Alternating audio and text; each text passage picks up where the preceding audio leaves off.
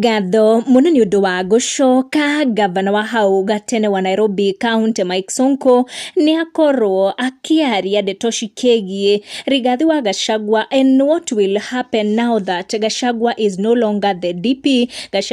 Gachagua rakoretwo akiaria a few days ago kuria arerete andu Mount Kenya meterere way forward kuma kureke andu makoretwo magiciriria ati Gachagua is planning on forming his own political party as he continues to fight in court niguo onekana ni akuona a chance ya kurun for presidency mwaka wa 2027 na ndeto Mike Sonko akorwo akihutiriria guku magugitwaranite ina burial event ya muhiki uyu kuratwika arakuire thutha wake gugikorwo agicera thibitari mwe ya uthaka akigeria guthondeka figa yake.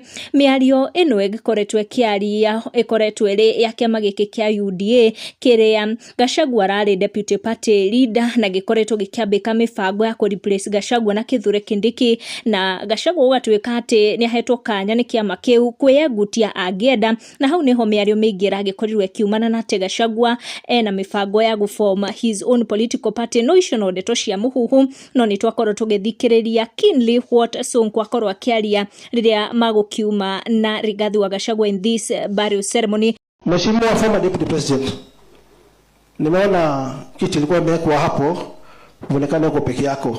Hauko peke yako, tuko pamoja.